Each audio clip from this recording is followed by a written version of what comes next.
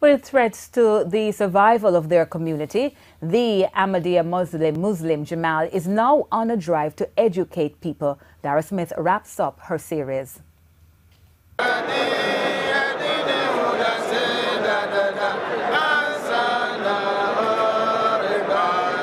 Ask any Jamaican about Muslims and the responses will vary. But there are many Jamaicans who have negative perceptions of these individuals. Take, for example, these responses. Many people, who join our organization, you have some good, some bad. You have some extreme Muslim who will kill people and do these things, but they're still doing it for what they believe in. They're just regular people like everybody else, not because they're Muslim. We all need to just get along. They're humans just like me and you. Kill people for nothing, and all those things.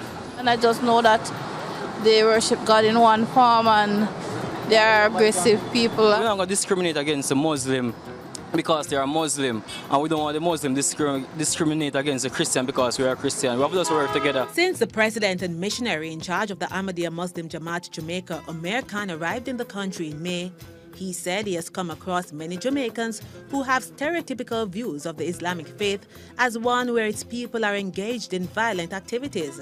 Take this incident for example. The Jamaican Ahmadiyya community offers literacy classes for adults and children. A parent who was familiar with Islam sent his daughter to be a part of the class. And when she came, she started crying.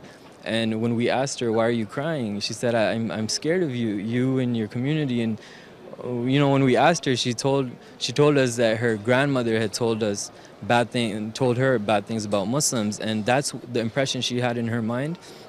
So that created a lot of fear. Mr. Khan has also experienced similar reactions with the police and people he described as educated individuals.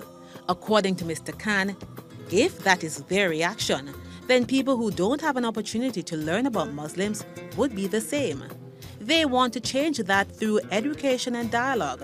When they see on television someone's head being cut off and someone saying Allahu Akbar, they associate Allahu Akbar with Islam and the beheading and the atrocities with Islam. So we want people to know that, look, those people are criminals, they're extremists and terrorists. Islam, if someone actually practices the faith properly, there is no room for someone to do such things. So in educating individuals about Islam, the Ahmadiyya Muslims say they first have to say what they are not before telling people what they are. As part of the drive to educate people, over 130,000 leaflets were distributed worldwide. 8,500 of that number was distributed in Jamaica. As a result of this, the Ahmadiyya Muslims say they have been receiving strong interest. The spiritual leader, His Holiness Mazrur Ahmad, told TVJ News that he's not disappointed with the growth rate in the community in the region. He says there's no plan on giving up on their effort to reach people in Western countries, including Jamaica and the Caribbean. You see, Jamaicans are mostly of African origin. And you have the capabilities to lead the world. Now these third world countries, or those countries who are called third world, are going to lead the world.